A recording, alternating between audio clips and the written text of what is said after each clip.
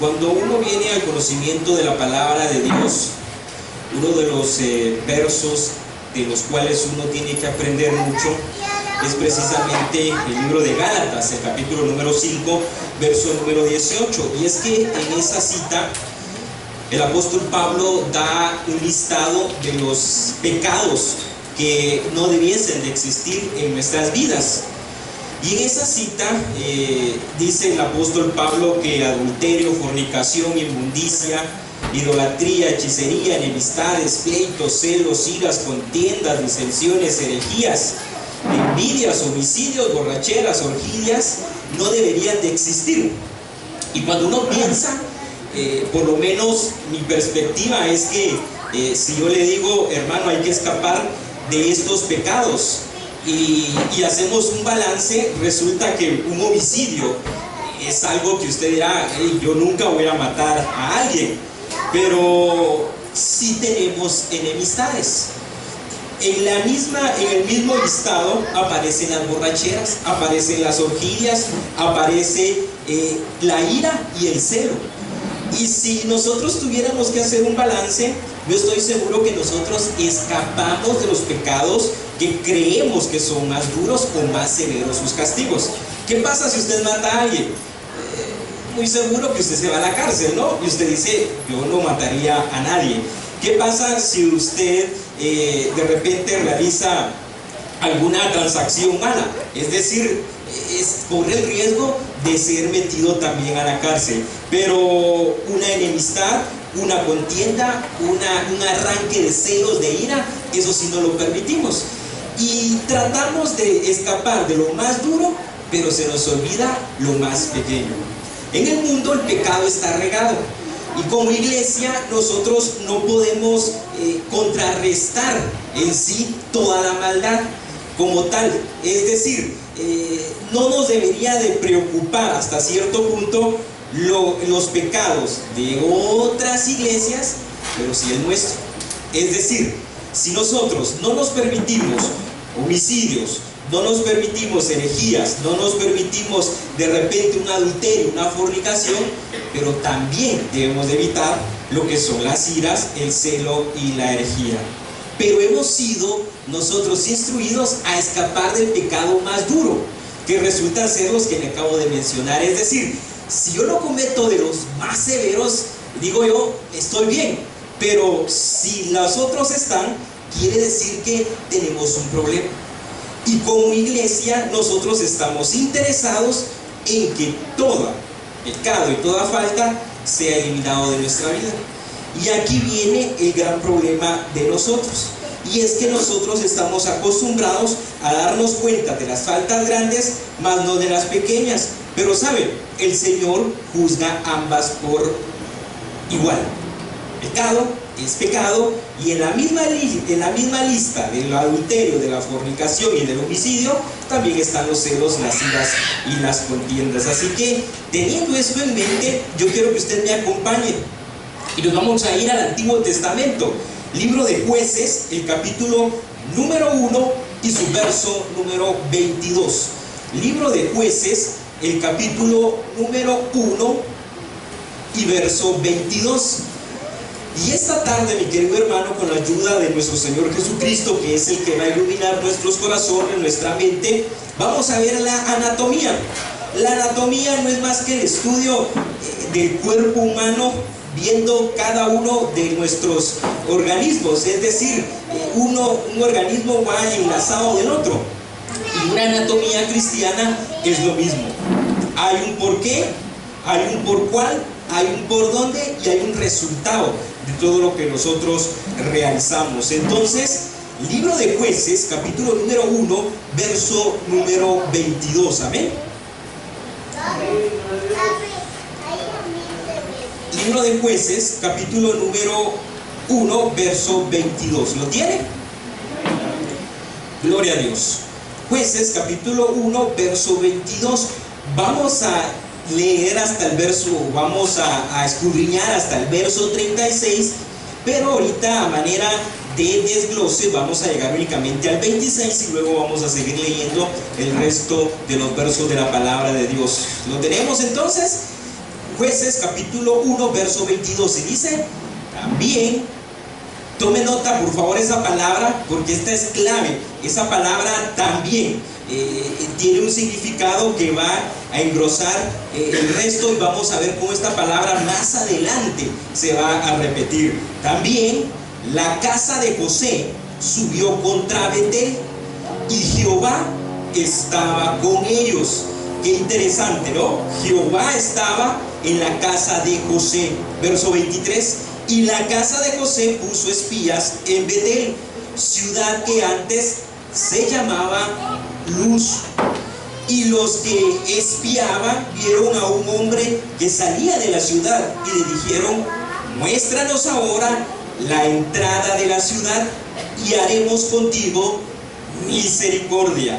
Verso 25, y él les mostró la entrada a la ciudad y la hirieron a filo de espada, pero dejaron ir a aquel hombre con toda su familia.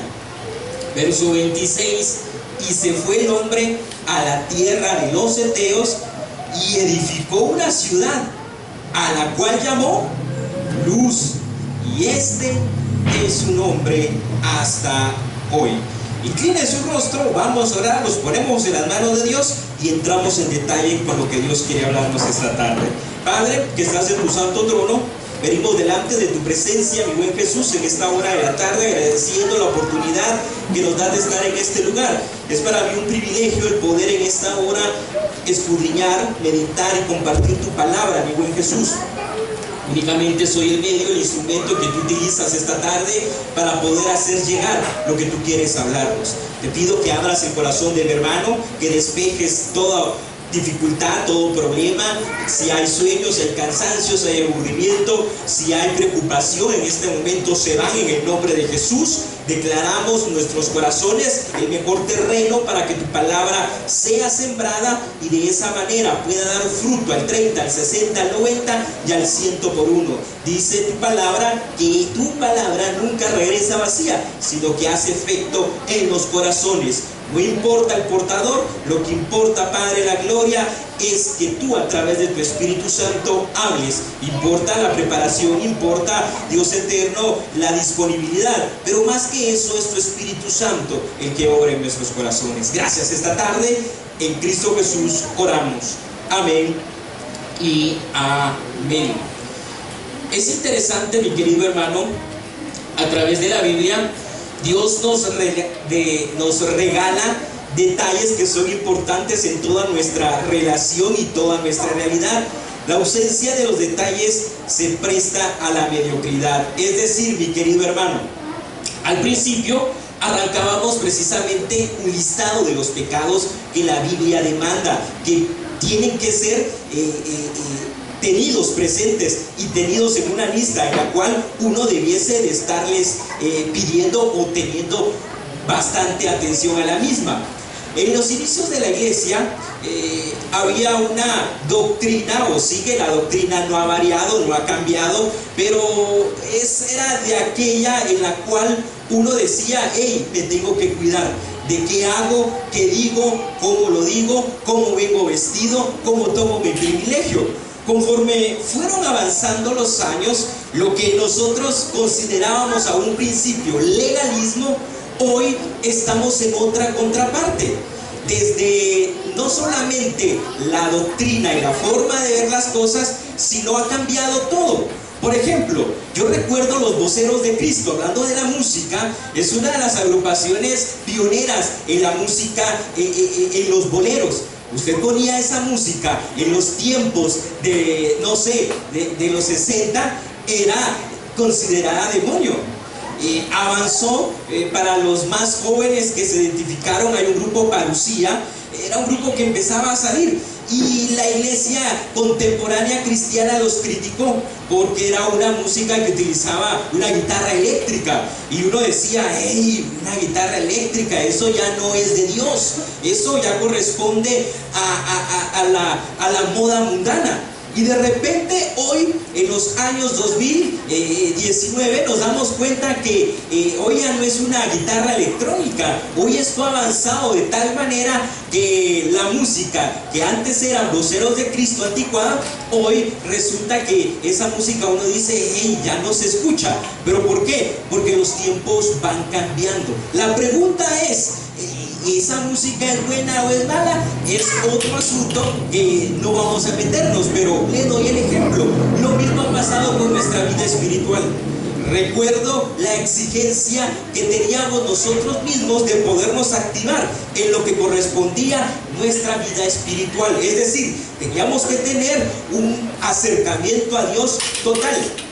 Hoy, nuestro acercamiento a Dios pareciera que ha cambiado, pero Dios sigue siendo el mismo, y pareciera ser que las formas son las que van cambiando y que nos vamos dando cuenta que algo no está bien. Pero cuando algo no está bien es cuando aquellas cosas que son malas nosotros le decimos sí, cuando debiesen de ser una señal en nuestra vida de que las cosas no están bien. Le doy un ejemplo. Es precisamente lo que en esta tarde estos versos de la palabra de Dios nos tienen a nosotros acá inmersos. ¿Sabe qué decía el proverbista? Es interesante. Él decía, las moscas muertas hacen heler y dar mal olor al perfume del perfumista. Así, una pequeña locura al que es estima de como sabio y honorable. Es estimado como sabio y honorable. ¿Qué estaba diciendo el proverbista? Antes, para hacer una loción, se utilizaban calderas, se utilizaban las flores, eran procesadas, era todo un proceso para tener el aroma. Y si en esa caldera donde estaban haciendo el aroma caía una mosca, se arruinaba todo.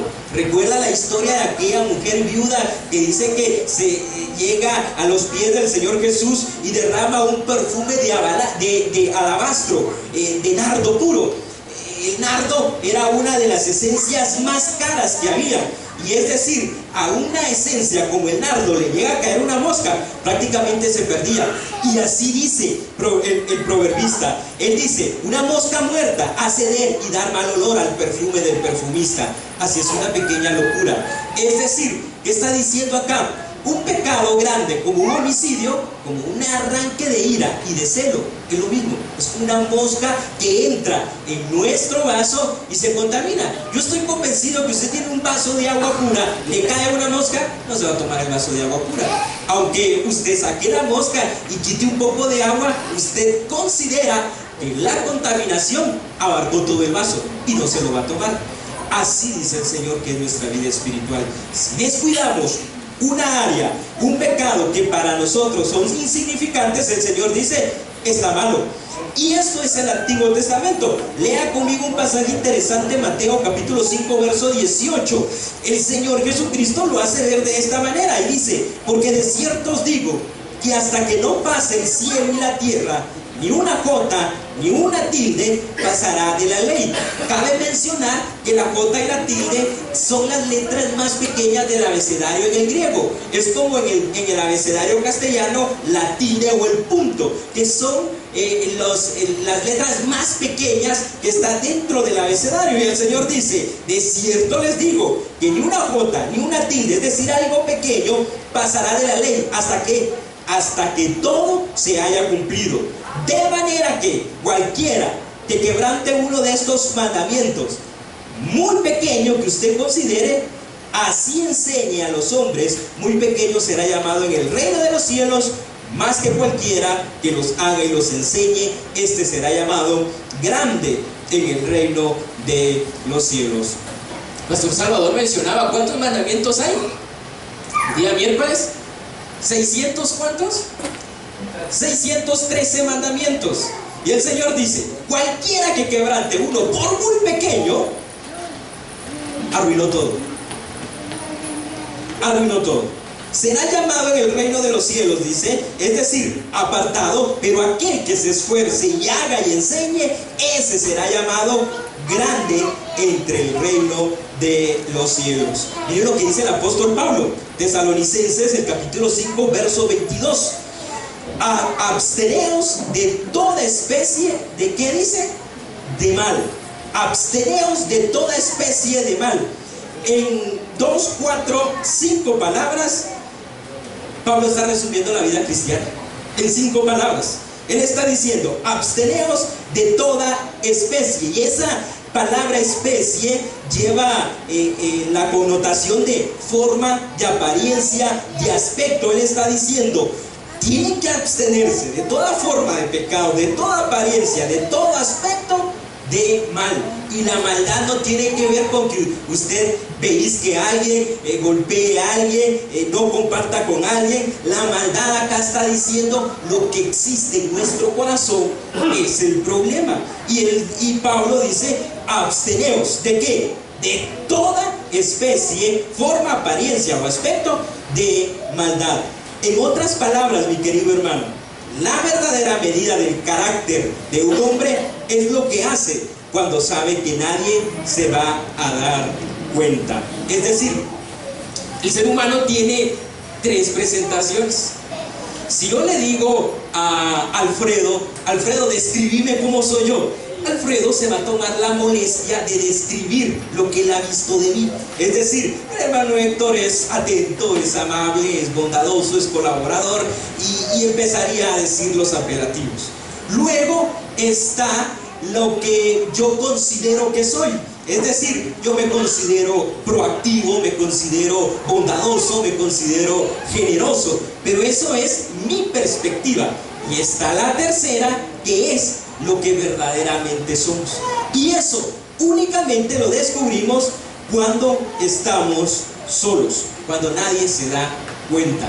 Es la verdadera personalidad de cada uno de nosotros. Es decir, ¿nuestra vida privada es igual a nuestra vida pública?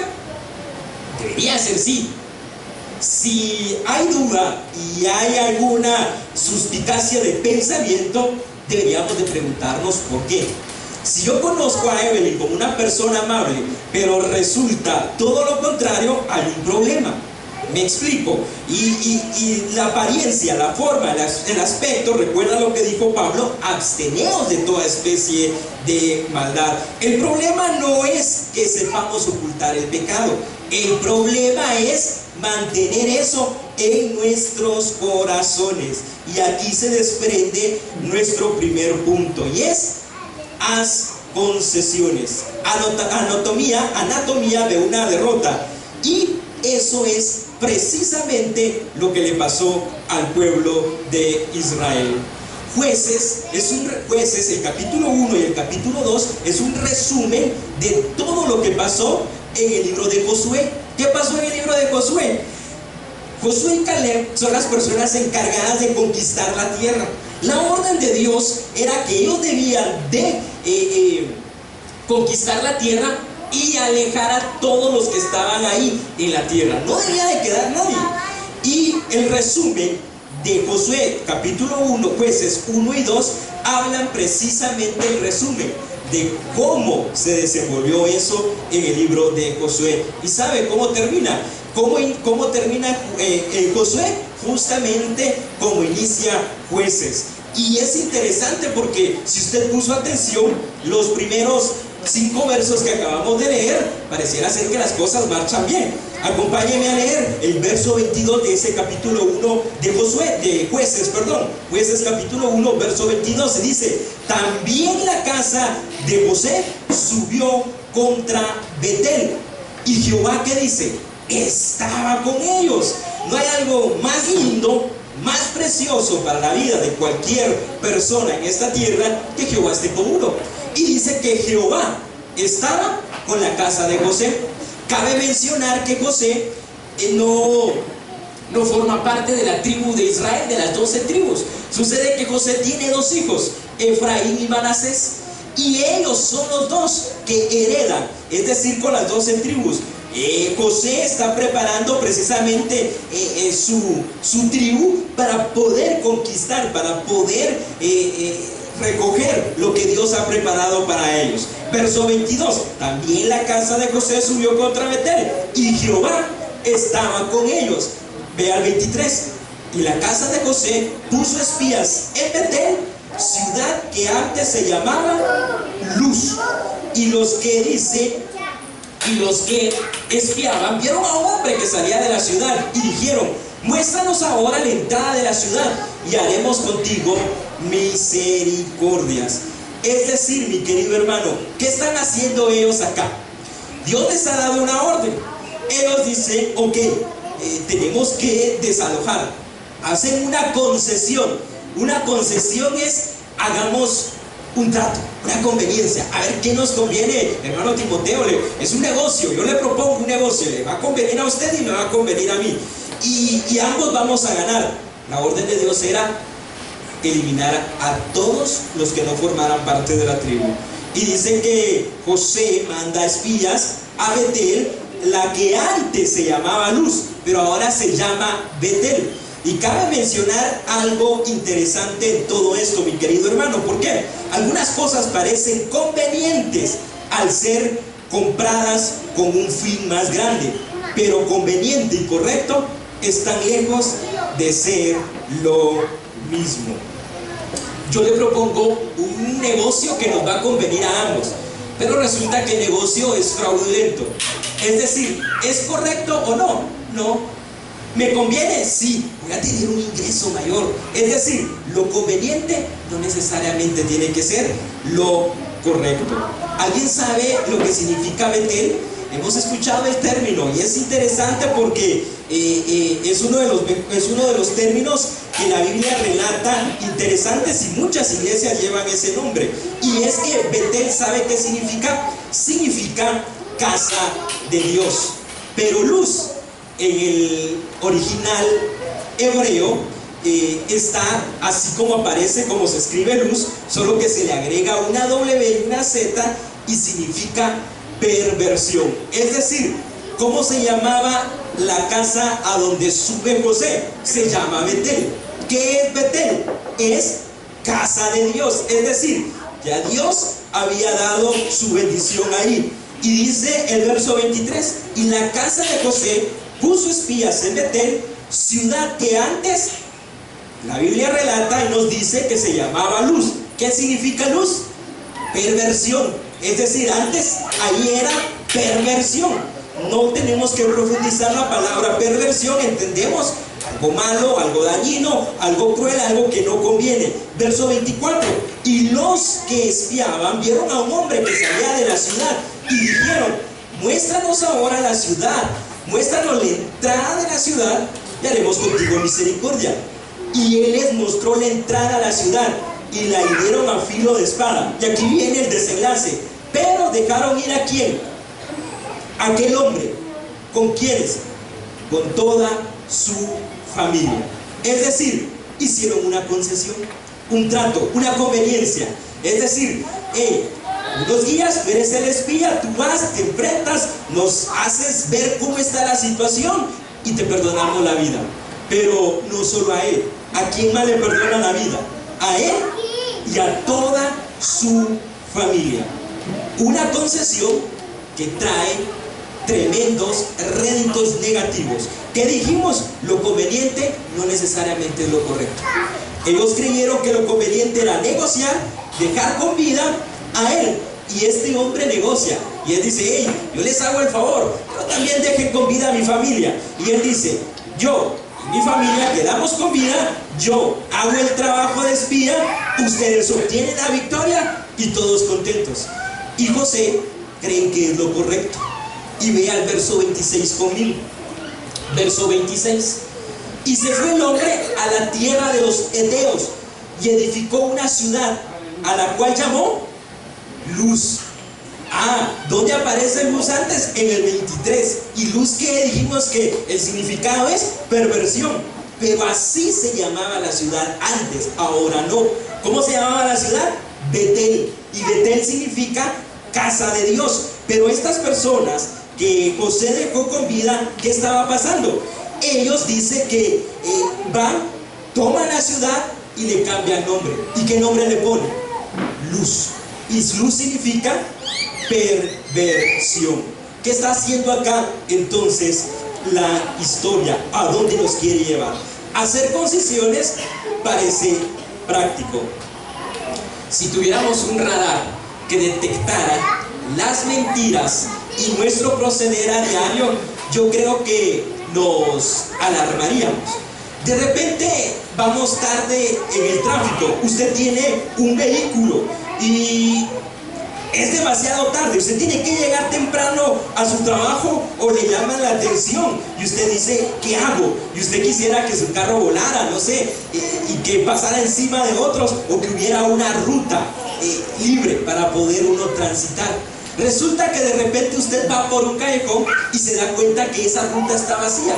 La demás está atorada de tráfico, pero esta está vacía.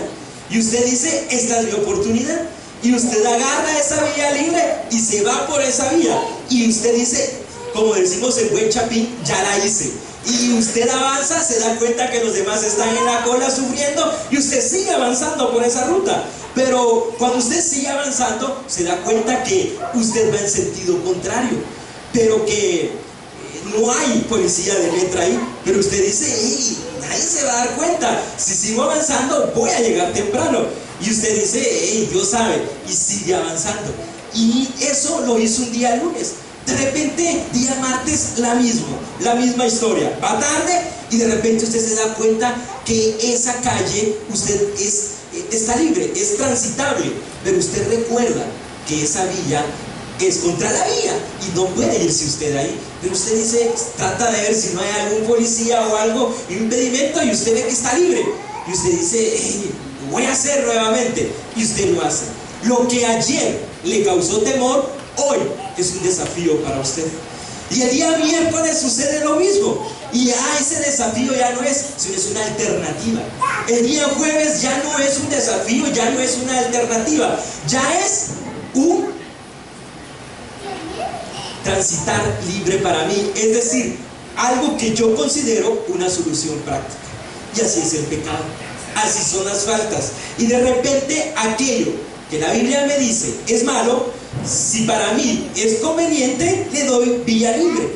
Y parece algo práctico. Y cuando eso se vuelve algo práctico, entonces es cuando empiezan los verdaderos problemas para nosotros los cristianos. Y no le hablo de los cristianos del mundo, le hablo de nosotros. Hoy por hoy, uno de los grandes problemas no es el pecado grande. Yo le digo, hay algún fornicario, algún homicida, algún estafador dentro de nosotros, que levante la mano. Estoy seguro que nadie, no vamos. Pero si le digo, hermanos, levanten la mano los que han mentido en menos de antes de las 24 horas o en las anteriores 24 horas. Creo que si somos honestos y justos, tendríamos que levantar la mano. Y ahí es donde existe el problema. Filipenses capítulo 2, verso 15. Para que seáis irreprensibles y sencillos, hijos de Dios, sin mancha. ¿En medio de qué? De una generación. Dos palabras que enmarcan lo que hoy representa el mundo y la sociedad para nosotros: maligna y perversa, en medio de la cual resplandecéis como luminares en el mundo. Es decir, mi querido hermano, yo estoy en una generación maligna y perversa, y el Señor demanda de mí dos cosas: ser irreprensible y ser sencillo. ¿Qué es irreprensible? De todo lo que dependa de mí, voy a hacer lo posible para no fallarle a Dios. Sencillo, es decir, Señor, no me considero bueno yo, no me considero capaz por mis propias fuerzas, necesito de ti que tú me ayudes.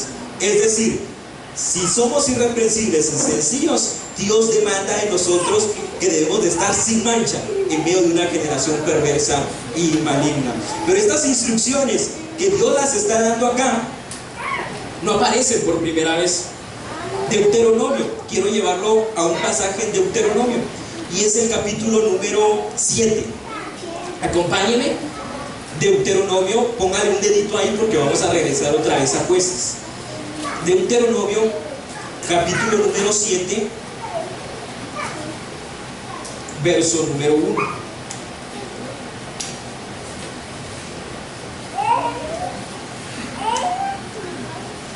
¿Lo tiene, Deuteronomio capítulo 7, verso 1, y dice: cuando Jehová tu Dios te haya introducido ¿en dónde? En la tierra en la cual entrarás a tomarlas, y ya haya echado delante de ti a muchas naciones. ¿A quiénes? Al Eteo, al Gergeseo, el Amorreo, el Cananeo, el Fereceo, el Heveo, el Jebuseo. 7 naciones mayores. A una pausa.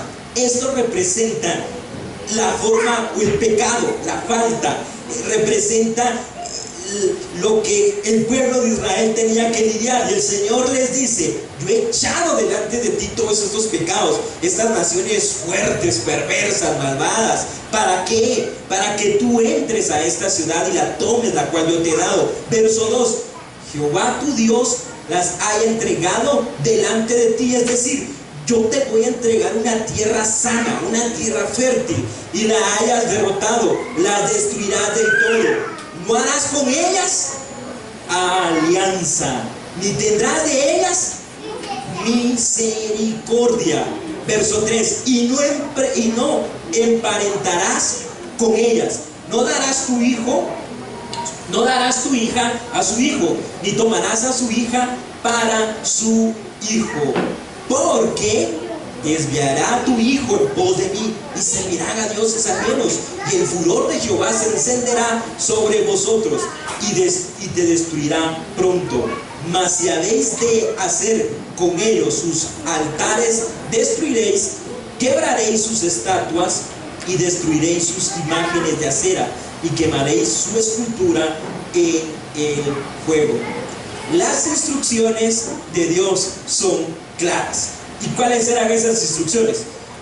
No te contamines con ellos, yo te voy a entregar una tierra fértil, ni tu hija ni tu hijo no tendrás. Me llama la atención, hay 2 frases que el mundo no logra entender. Un Dios en el Antiguo Testamento guerrero, y preguntan: ¿por qué un Dios de misericordia permitió muerte? Dios está diciendo: no tendrás alianza ni misericordia con ellos. Es decir, tienes que deshacerte de todo. Es decir, pecado es pecado, y como un pecado es matar a alguien, como también la ira y el celo es pecado, el Señor dice: te tienes que deshacer de todo. Es decir, entre más creemos que algo es un mal necesario, parece más necesario y menos malo.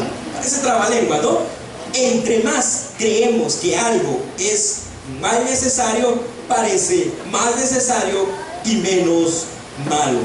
Es decir, si para mí, que soy empleado de una empresa, llego tarde, y la excusa de decir que llego tarde es porque había demasiado tráfico, y eso me resulta para que no me levanten una sanción, pero en realidad llegué tarde porque me levanté tarde, no porque verdaderamente haya habido un tráfico. Es decir, hay un mal necesario que yo digo es algo que me va a ayudar, pero eso necesario va a resultar que más adelante se va a convertir en algo malo. Entonces, hacer concesiones parece práctico, pone categorías al pecado. Es decir, mis queridos, nosotros pareciera ser que hemos puesto nuestra propia lista, y tenemos una lista de lo que no es permitido, pero sí tenemos una lista de lo que es permitido. Haga una lista de cosas que usted diga: eso no me lo permitiría yo nunca, y ahí van a estar pecados altos. Pero la lista de las cosas que nos permitimos, es así, y usted dice: hey, eso Dios no se va a dar cuenta. Los jóvenes, recientemente, sexting es una forma de chatear. Y es una forma en la cual personas envían fotos subidas de tono, personas semidesnudas, un vocabulario obsceno, y es decir, tratan de mandar imágenes en las cuales dice: hey, no me van a ver. Y usted, y en el chat se tiene mensajes subidos de tono, pero como no tenemos acceso a ellos, solo usted dice: no importa, al final no lo estoy, ni lo estoy viendo, no lo estoy tocando físicamente, simplemente viendo, y es algo divertido. Es decir, algo que pareciera ser una diversión, termina siendo precisamente algo dañino para nosotros. Es decir, no nos permitimos un homicidio, pero sí nos permitimos tener conversaciones, imágenes y ver situaciones que nosotros consideramos que no están malas, están en nuestra lista de lo permitido, están en nuestra lista de lo que sí me lo puedo permitir. Vean lo que dice el Señor Jesucristo, escribiéndole a uno de sus grupos preferidos, los fariseos y los escribas: ay de vosotros, escribas y fariseos, hipócritas, porque diezmáis la menta y el eneldo y el comino, y dejáis lo más importante de la ley, que es la justicia, la misericordia y la fe. Esto era necesario hacer sin dejar de hacer aquello. Guía de ciegos, que coláis el mosquito y tragáis el camello, es decir, el enaldo y el comino. ¿Ha escuchado usted la frase: me importa un comino lo que diga? ¿Qué es un comino? ¿Sí conocemos el comino? Cosa chiquita, ¿no? Ahí viene el término, cuando decimos me importa un comino lo que tú digas, está diciendo si algo chiquito ustedes dicen que no importa, el Señor dice a mí sí me importa, dice el Señor, y a mí me importa la justicia, la misericordia y la fe. Es necesario dejar de hacer aquello grande, pero también lo pequeño. Ustedes son unos hipócritas, le dicen a los fariseos. Ustedes se enaltecen acá de que son expertos y que hacen cosas buenas, pero ustedes son guías de ciego. Vuelan el mosquito y se tragan el camello. Un mosquito, algo chiquito; un camello, algo grande. ¿Qué está diciendo el Señor? Pecado grande, pecado chiquito, para mí es igual. Y el Señor dice, tenemos que tratarlo de igual manera. Santiago capítulo 2, verso 10: porque cualquiera que guarde toda la ley. ¿Cuánto es la ley? 613 mandamientos. ¿Resumidos en cuánto? En 10, de los cuales también hay un resumen. Y se pasan a 2, de los cuales hay un cuarto resumen. Y termina siendo uno solo. Y el Señor dice, si tú no has guardado ni siquiera uno de la ley, porque cualquiera que guarde toda la ley, pero ofende en un punto, ¿qué pasa? Se hace culpable de 1, de 2, de 3, de los 613 mandamientos. Culpable de los 613. Es decir, no me escapo de uno. No, solo por haber mentido. Sí, solo por haber mentido. La Biblia es drástica en este sentido para nuestras vidas. El problema es que nosotros encontramos lo intolerable dentro de lo aceptable. Es decir, recuerda lo que estaba diciendo, lo que el Señor le decía precisamente a los fariseos. El problema del fariseo no es que juzga el pecado, sino que no juzga de todo el pecado. Es decir, tú haz esto, deja de hacer esto, haz esto, esto y esto, pero no hace precisamente todo. Es decir, esto sería algo así como que nosotros, los fariseos, hacían esto. Se hacía que usted se mirara y que usted dijera, ah, él es pecador, él es pecador, él es pecador. Pero el Señor les estaba diciendo, hey, voltea y mírate a ti y ve si tú también hay falta, hay pecado. Es decir, ustedes es fácil señalar, es fácil decir, hey, tú has pecado, pero ustedes no se miran a sí mismos, ustedes no miran lo que es el pecado. Y el Señor les dice, hey, esto hay que tratarlo de raíz. En otras palabras, parece hacer concesiones, parece práctico, le ponemos categorías al pecado, perpetúan los problemas o perpetúan los problemas. Es decir, mi querido hermano, el pecado se saca de raíz. En otras palabras, lo que Dios nos estaba diciendo a nosotros es algo práctico para nuestras vidas. Hay una porción de la palabra de Dios que justamente desglosa parte de lo que justamente yo le estoy compartiendo esta tarde, y es que el pecado se saca de raíz. Mateo capítulo 5, verso 27 al 30 dice, oísteis que fue dicho, no cometerás adulterio, pero yo digo que cualquiera que mire a una mujer que dice para codiciarla, ya adulteró con ella en su corazón. Por tanto, y dice la narración, si tu ojo derecho te es ocasión de caer, arráncatelo, porque es mejor entrarte tuerto que irte completo al infierno. En los años, no sé, 80, yo creo que antes de los años 80, 90 tal vez, sí, 90, 2000, los zancudos, usted podía ir libremente, no sé, a la playa, ir a divertirse y no pasaba nada.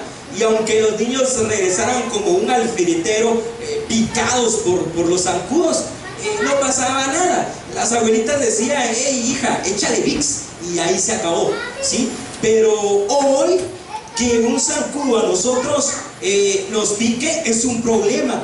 ¿Por qué? Porque hoy hay chikungunya, hay ¿qué cosa? Otras enfermedades que han salido y que uno dice, hey, un zancudo es un problema. Y debido a eso, nosotros hemos tratado de solucionarlo. ¿Y qué hacemos? Ahora hay raquetas para poder impedir que el zancudo venga y nos afecte. ¿Por qué? Porque usted sabe que si un zancudo lo pica, le va a quitar de vida 3, 4, 5 meses en un hospital. ¿Por qué? Porque le han detectado las enfermedades que hoy conocemos, inclusive hasta repelente, ¿no? Tratamos de protegernos. ¿Por qué? Porque usted sabe que un zancudo pequeño, minúsculo, pero que si le pica y ese trae de en sí la enfermedad, está en serios problemas. Y usted dice, no, yo no puedo enfermarme.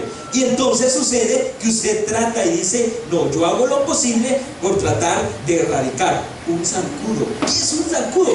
Algo pequeñito, ¿no? Pero que si lo pica y viene infectado, le puede a usted quitar, no sé, 3, 4, hasta un año de vida. Si no, vaya a darse una vuelta en el hospital Roosevelt, San Juan de Dios, y se va a dar cuenta las personas que hoy están precisamente ahí, infectadas. Pero si esto es dramático, hay otro ejemplo más duro de lo que es el pecado, y este es precisamente el piojo. Traté de buscar algunos ejemplos, pero las imágenes son duras. Y el piojo, creo que las mamás todavía lograron precisamente esa parte de cuando eran pequeñas. La generación que hoy estamos presentes vivieron algo similar a esto. Y lo que ustedes observan en pantalla, ese niño guapo, hermoso, chulo que ustedes ven ahí, ese soy yo. Y si ustedes son juiciosos, el cabello ahí lo tengo largo, ¿sí? Y hay otra foto que lo tenía como por aquí, me acuerdo yo. Pero mi vida cambió. ¿Y sabe por qué cambió mi vida? Por los piojos. En ese momento no había otra solución que tener que arrancar de raíz. ¿Cómo se exterminan los piojos de raíz? Dejando pelón a la persona. Y a partir de ahí, por eso es que hoy usted me ve con el pelo corto, siempre quedé traumado. Y de ahí el pelo es corto para mí, ya no es largo. Y eso sucede, ¿por qué? Porque había que atacar de raíz. Es decir, hey, barbero, pásele la 1 completita, la 0. Y ahí, y se acabó el problema. Ya no hay piojos, ya no hay liendres, ya no hay nada. ¿Qué hicieron conmigo? Trataron de problema de raíz, el problema, y el problema desapareció. Y eso es precisamente lo que la Biblia a nosotros nos relata y nos dice que tenemos que hacer. Acompáñenme a leer ahora los versos 27, 28 y 29. Regresemos allá a Jueces y se va a dar cuenta de lo que le digo. Nota usted que el problema es que la casa de José hizo un negocio con un espía. Le dijo, hey, ayúdanos, te dejamos con vida a ti. Y él le dice, ok, pero también a mi familia. No importa, una familia en medio de un mar de gente que somos nosotros no va a representar problema. Y ese fue el negocio. Y ahora, por favor, lea conmigo, tome su Biblia, verso 27 de ese capítulo 1 de Jueces. Y dice, tampoco, se repite otra vez, o aquí la palabra tampoco, verso 27. ¿Quiénes? Manasés arrojó a los de Betsea, ni a los de su aldea, ni a los de Taanac, y sus aldeas, ni a los de Dor y sus aldeas, ni a los habitantes de Ibleam y sus aldeas, ni a los que habitan en Megiddo, ni en sus aldeas, ni el cananeo, y el cananeo persistía en ¿qué? En habitar en aquella tierra. 28. Pero cuando Israel se sintió ¿qué? Fuerte, hizo ¿qué? Al cananeo tributario, mas no lo arrojó. ¿Qué está haciendo el pueblo de Israel acá? Confiando en su propia capacidad.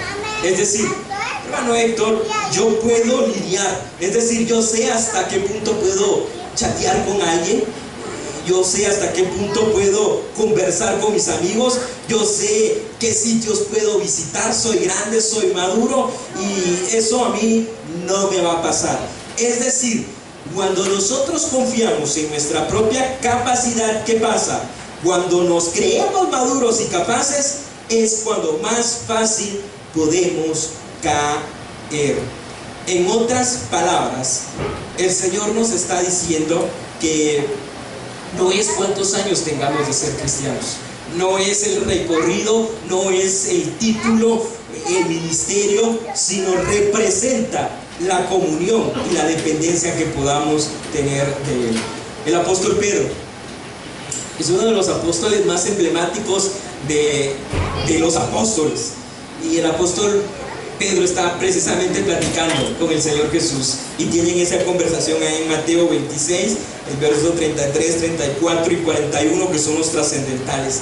Y en esa conversación Pedro le dice: Señor, hey, aquí estoy yo, puedes contar conmigo, si hay alguien que no te va a fallar, ese soy yo. Y le dice: yo voy contigo a la cruz, yo estoy contigo siempre y no te voy a dejar. ¿Qué estaba haciendo Pedro a la vuelta? Negándolo 3 veces el Señor, negando que había estado con él y dejándolo solo.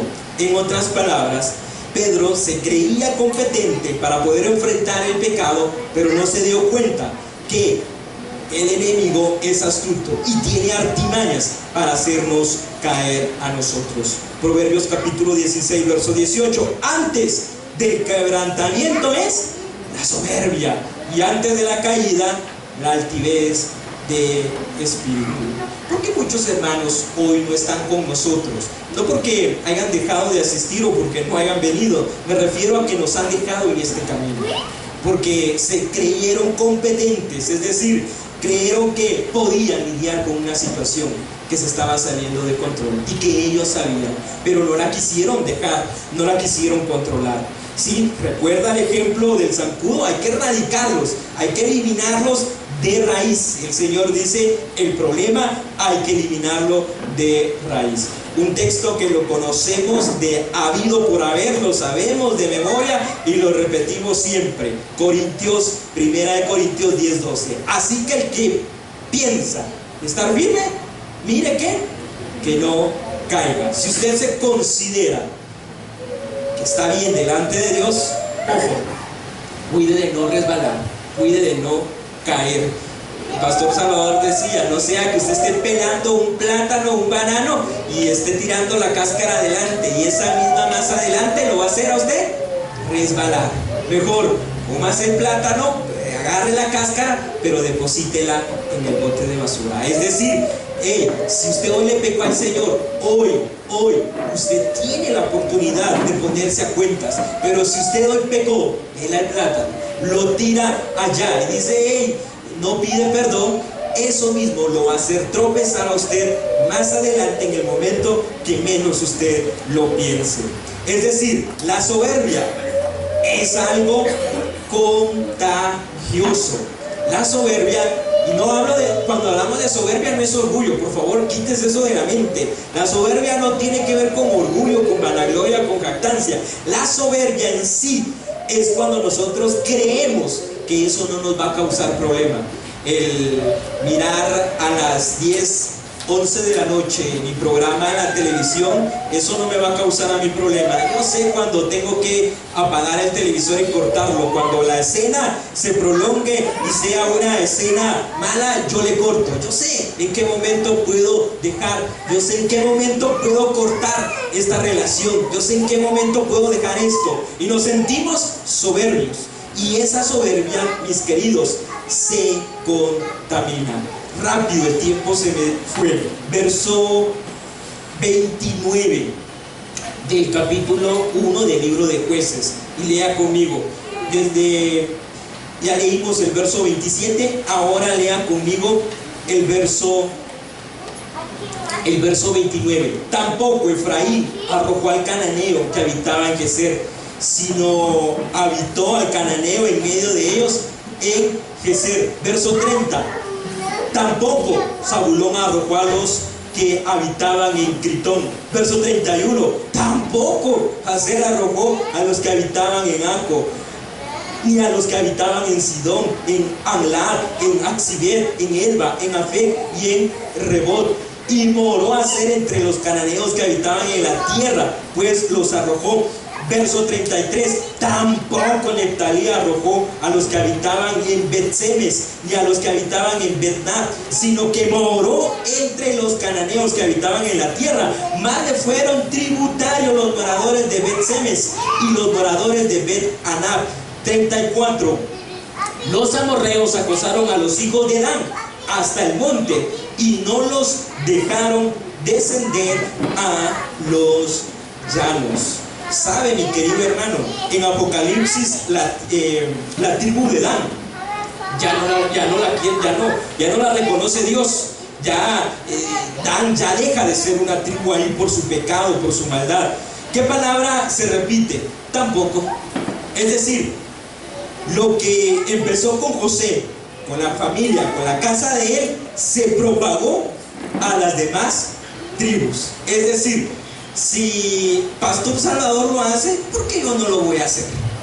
Y vivimos con eso. Si la hermana tal, el hermano Héctor lo hace, ¿por qué yo no lo voy a hacer? Y nos vamos con él, tampoco. Y ese tampoco a nosotros nos termina perjudicando. Es decir, ponte cómodo. En otras palabras, se acomodaron. Si José lo hizo, ¿por qué nosotros no? Neftalí, Dan, Efraín, dice que Zabulón, todos empezaron a hacer exactamente lo mismo. Era dejar a los moradores de otras tierras extrañas estar con ellos. ¿Sabe cómo se llama eso, mi querido hermano? Cuando la conciencia se acomoda, lo que nos parecía impensable llega a ser considerado como algo normal. Es decir, para mí ya es normal hacer lo que yo hago. Y aquel pecado que a usted le daba temor de hacer, hoy pareciera ser que está en su lista de lo permitido, de lo aceptado, mas no de lo intolerable. Es decir, ¿qué pasaría si de repente por esa puerta usted debe entrar a mí agarrado de la mano con el hermano Alfredo? Y usted diría, uy, miren al hermano Héctor y al hermano Alfredo agarrados de la mano. Usted diría, eso no está bien. Pero sí está bien chismosear, pero sí está bien un arranque de ira. ¿Qué le parecería a usted allá encontrarse al hermano Henry, al hermano Bonifacio y al hermano Santana ahí en la esquina vendiendo droga? Usted seguro, uy, los hermanos diáconos allá vendiendo, haciendo lo malo. Eso no es correcto, pero sí nos permitimos las mentiras y las faltas y los errores. ¿Qué pasaría si usted viera a un maestro de escuela dominical allá en la esquina vendiendo a un niño a uno de sus hijos? Usted diría, ¡hey! Eso no, ¿cómo va a ser posible? Lo que nosotros consideramos intolerable, ahí está. Pero lo que consideramos nosotros tolerable, entonces eso sí se puede hacer. ¿Qué cosas sí nos están permitidas hacer y qué cosas no? Lea conmigo y con esto voy terminando. El Salmo número 106. El Salmo número 106. Salmos número 106, versos 34 y 39.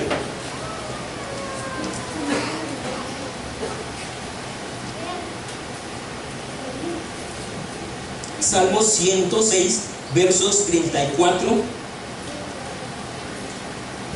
Lo tiene, verso 34, y dice: no destruyeron a los pueblos que Jehová les dijo. Antes, ¿qué hicieron?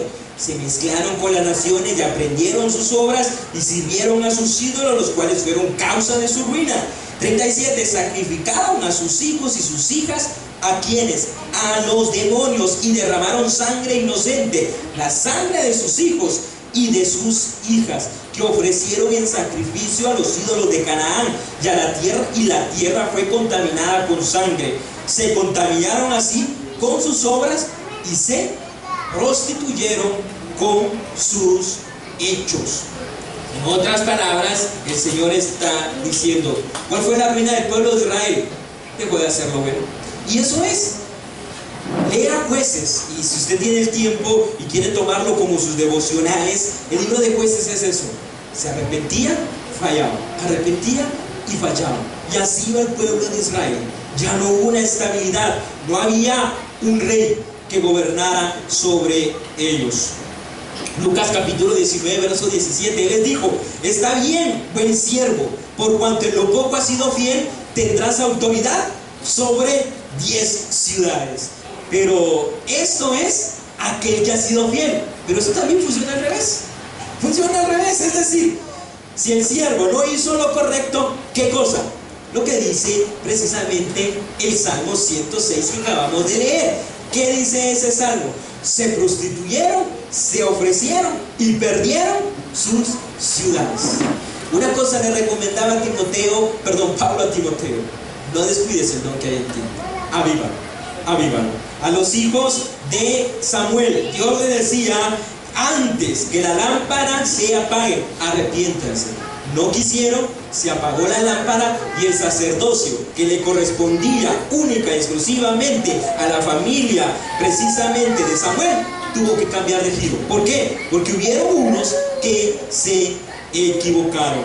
No es buena vuestra jactancia. ¿No sabéis que un poco de levadura leuda toda la masa? No erréis. Las malas conversaciones corrompen las buenas costumbres. ¿De qué sirve una alarma apagada? ¿De qué sirve que usted ponga su celular a las 5 la alarma a las 5 de la mañana y apague el celular? No va a funcionar. Es decir, eso es lo que sucede cuando nosotros hay algo. El ser humano tiene una alarma. ¿Sabe cuál es la alarma del ser humano? Es la conciencia. La conciencia es como un sistema de alarma que Dios ha puesto en nuestras almas. Funciona. Su función es valorar nuestras acciones. Cuando se hace algo recto, la conciencia dice: hey, hiciste algo bueno. Pero también cuando nos hemos equivocado, transmite ¿qué? Un sentir de satisfacción aprobado por una conducta a través del razonamiento. Es decir, tengo un cargo de conciencia. Usted dice: hey, no tengo la conciencia tranquila. Es porque usted hizo algo malo. Y su conciencia es la alarma. No apague la alarma de su vida, su conciencia. Si su conciencia le hace sentir que algo no está bien, eso es seña de que algo hay que corregir. Cuando se hace algo malo, transmiten un sentido de culpabilidad, acusando con argumentos. Pero cuando hemos abierto las puertas al pecado, hallar a muchos otros que lo hacen sirve como un sedante para la conciencia. Es decir, ¿qué hizo el pueblo de Israel? Si Zabulón, si Efraín, si Neftalí lo hicieron, ¿por qué nosotros no lo vamos a hacer? Encontraron aquello. Si el hermano lo hace, ¿por qué yo no lo voy a hacer? Pero ¿sabe? El problema es el siguiente: las consecuencias. Terminamos con esto, regresemos y terminemos de leer Jueces, pero ahora los versos 35 y 36 y vea cómo termina la historia. Jueces capítulo 1, versos 35 y 36. Las consecuencias que el pueblo de Israel tuvo que sufrir por haber hecho alianza que no tenía que hacer. Y el amorreo, verso 35, y el amorreo persistió en habitar en el monte de Eres, en Ajalón y en Sablim. Pero cuando la casa de José cobró fuerza, lo hizo tributario Y el límite del amorreo fue desde la subida del Acrabim, desde Sela hacia arriba. En el original, ¿sabe qué es lo que está diciendo el verso 36? Y el límite del amorreo fue desde subida de Acrabim, desde Sela hacia arriba. En el hebreo está diciendo, el límite para el pueblo de Israel es al revés. El límite para Israel era decir, ustedes solo tienen de Acrabim hasta Sela, lo demás es nuestro. Y ellos tomaron el control. ¿Cómo empezó el verso 26? Nuestra historia en el verso 22. La casa de José subió contra Betel y Jehová estaba con ellos. Y era numerosa la casa de José. En el 36 ya los amorreos son más que el pueblo de Israel. Y el pueblo de Israel entonces está en una de sus peores debacles. Cuando no pones límites al pecado, el pecado nos va a poner límites a nosotros. Jesús le respondió, de cierto te digo, que todo aquel que hace pecado, esclavo del pecado se hace. El Salmo 38:3, nada hay sano en mi carne a causa de tu ira, no hay paz en mis huesos a causa de mi pecado. La verdadera medida del carácter de un hombre es lo que hace cuando sabe que nadie se va a dar cuenta. Que dijimos que eran las tres fases del ser humano: es lo que los demás piensan que yo soy, lo que yo creo que yo soy y lo que verdaderamente soy cuando estoy solo. Verdaderamente, mis queridos hermanos, la anatomía es hacer concesiones con el pecado, sentirnos en la capacidad de que podemos controlarlos, sentirnos cómodos con lo que estamos haciendo, pero resulta que las consecuencias al final son nefastas. Y el Señor dice, no todo el que me dice Señor, Señor, entrará en el reino de Dios, sino solo aquel que hace la justicia de mi Padre.